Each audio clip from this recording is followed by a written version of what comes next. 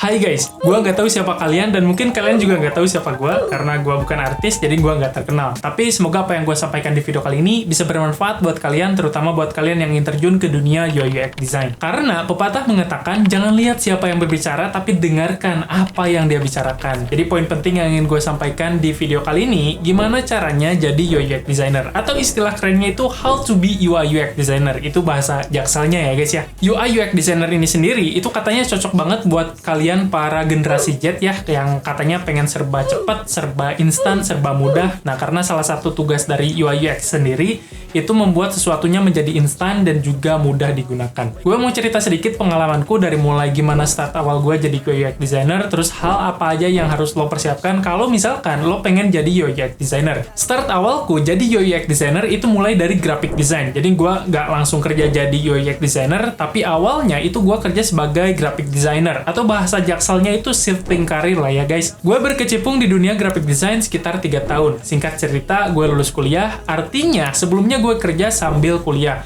Jadi buat kalian daripada ngampus doang gitu ya, nggak ada kerjaan lain, mending cari kerjaan. Mau kerja part-time, mau freelance, terserah lah, sesuai dengan kenyamanan kalian. Supaya apa ya, supaya setelah kalian lulus, kalian dibekali dengan pengetahuan akademik yang luas, juga punya pengalaman kerja yang jadi nilai tambah saat lo nanti mencari pekerjaan gitu guys. Singkat cerita, setelah gue lulus, gue memutuskan untuk menjadi seorang UI UX designer. That it's my point. Itu aja ceritanya guys. Tapi poin yang ingin gue sampaikan pada cerita tadi, mau apapun background lo saat ini, mau apapun pekerjaan lo saat ini, itu memungkinkan banget untuk shifting karir jadi UI UX designer. Kalian mungkin berpikir, cuman dengan memutuskan doang kok bisa shifting karir dengan mudah?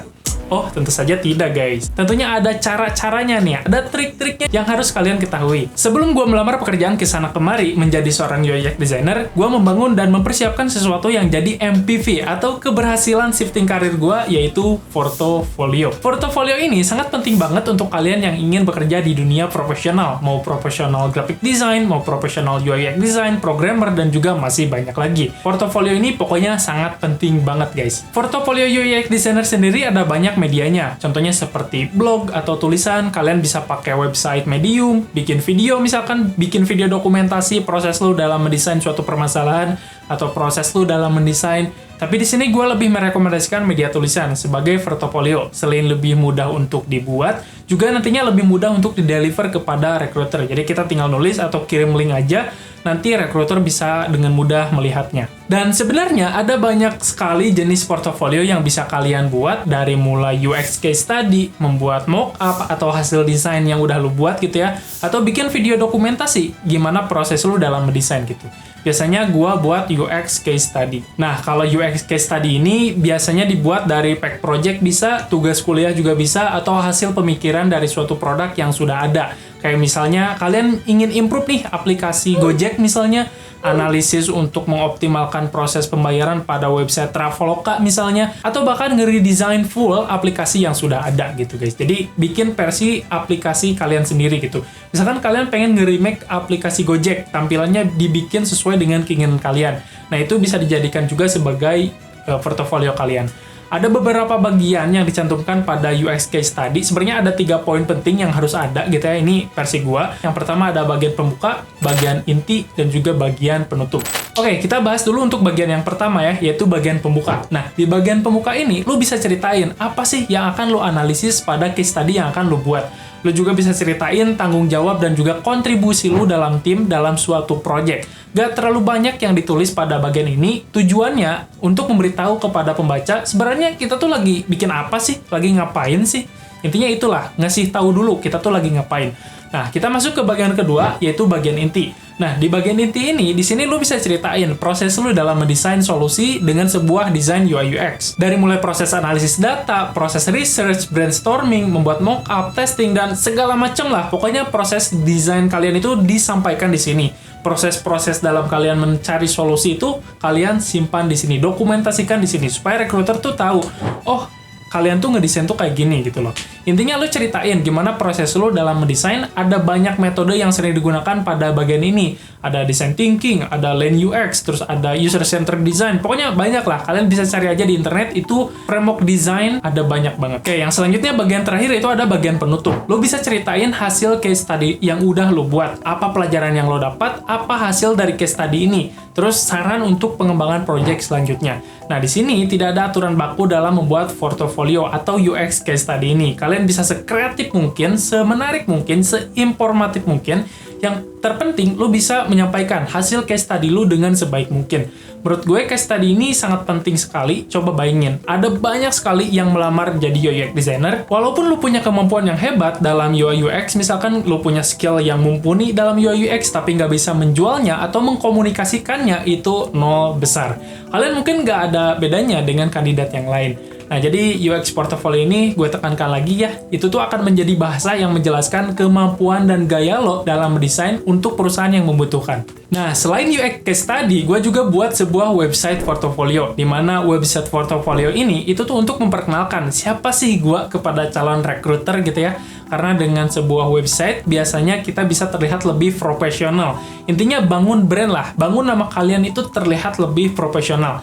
Ada banyak kandidat yang sama kayak lo gitu ya, yang melamar kerja, tapi lo tuh harus kayak menonjol gitu. Lo harus bisa menonjolkan diri lo harus bisa bercahaya di atas kegelapan. Anjay. Di website portfolio ini juga sama ya, tidak ada aturan yang baku. Kalian bisa sekreatif mungkin, sekomunikatif mungkin, komunikasikan kemampuan lo lewat sebuah website portfolio ini. Di website gue sendiri, gue menampilkan foto yang profesional, buat tagline yang menarik, ceritakan pengalaman kerja, skill yang kalian kuasai, tampilkan juga portofolio, sertifikat, atau pengalaman dan penghargaan. Pokoknya, buat portofolio kalian itu semenarik mungkin, buat rekruter itu menjadi, wah ini kandidat keren nih, bisa gue rekrut nih. Nah itu, bangun brand, bangun nama dengan profesional. Terus usahakan juga buat website dengan nama domain yang nggak macam-macam. Bisa pakai nama kalian sendiri atau nama studio kalian misalnya. Misalkan kayak Creative Academy ID, agussugandi.com. Jangan pakai yang panjang-panjang kayak agusdomaingratis.com.abcdefghij sampai panjang banget. Itu nggak profesional banget, guys. Selain kalian harus pakai nama domain yang profesional gitu ya, yang nggak macam-macam, nggak panjang-panjang, usahakan juga buat website yang cepat diaksesnya.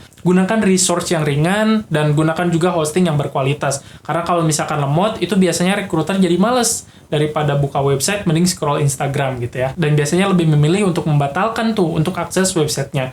Website lo juga harus aman. Jangan sampai ada hacker nih yang masuk ke website lo, ke resource website lo, terus ngeubah konten yang ada di dalamnya. Dari yang tadinya kalian itu terlihat profesional, jadi terlihat jelek banget gitu guys, di mata recruiter. Tapi tenang aja, semua itu bisa lo dapatkan dari layanan hosting terbaik di Indonesia, yaitu Niaga Hoster. Gue menggunakan layanan hosting dari Niaga Hoster dan sungguh recommended banget. Kecepatannya itu teroptimasi dengan web server tercepat di dunia karena menggunakan teknologi Lightspeed Enterprise. Selain itu, kalian juga bisa custom domain sesuai dengan keinginan kalian. Kalian jadi bisa pakai nama kalian, nama studio kalian. Dan keamanannya pun itu di Niaga Hoster terjaga karena memiliki teknologi Immunify 360 yang membuat website kalian itu terlindungi dari serangan hacker, malware, dan juga virus berbahaya lainnya. Dan ada banyak sekali pilihan layanan yang bisa kalian gunakan, dari mulai paket unlimited hosting, paket cloud hosting, email hosting, ada WordPress hosting, dan juga lain sebagainya. Menurutku, untuk membuat website yang berskala kecil menengah itu seperti website portfolio atau website bisnis kalian, untuk website company profile misalkan, paket unlimited hosting sudah cukup untuk memenuhi kebutuhan tersebut. Paket unlimited hosting pun ada banyak sekali pilihan paket yang bisa kalian sesuaikan dengan kebutuhan bisnis kalian, dari mulai paket bayi hingga paket bisnis. Dan yang paling gue rekomendasikan adalah paket personal unlimited hosting. Selain diskonnya paling gede, harga yang ditawarkan dengan fitur yang diberikan itu worth it banget. Jika kalian masih ragu, kalian bisa konsultasi aja ke tim supportnya, karena siap sedia melayani selama 24 jam. Selain itu, Niaga Hoster juga kasih jaminan 30 hari uang kembali, jadi kalau misalkan kalian nggak puas dengan layanan yang diberikan, nah tinggal konfirmasi aja, kira-kira keluhan kalian itu apa. Kalau misalkan keluhan kalian terkonfirmasi, 30 hari uang kembali. Nah, untuk cara berlangganan layanannya pun sendiri, kalian cukup tinggal klik link yang ada di deskripsi video di bawah, pilih paket yang ingin kalian beli, setelah itu kalian masukin nama domain yang kalian inginkan.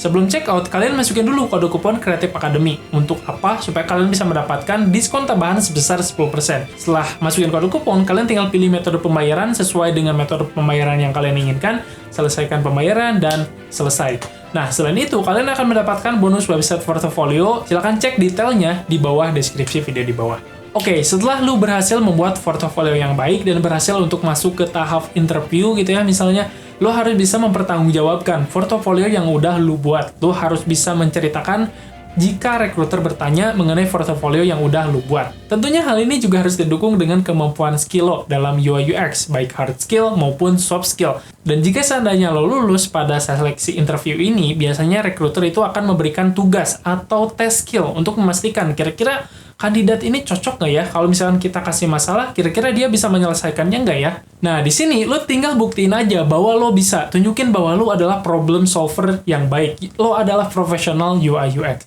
Nah, itu aja guys video kali ini. Mudah-mudahan videonya bermanfaat. Itu adalah cerita gue gimana gue bisa jadi seorang UI UX designer. Terus tahapan-tahapan atau hal-hal yang harus lo persiapkan untuk bisa jadi UI UX designer. Mudah-mudahan video ini bermanfaat. Silakan kalian praktekkan dan jangan lupa subscribe jika video ini bermanfaat. Silakan like supaya video ini terus naik. Terus komen di bawah jika kalian punya pertanyaan dan sampai berjumpa di video berikutnya. Let's explore your design.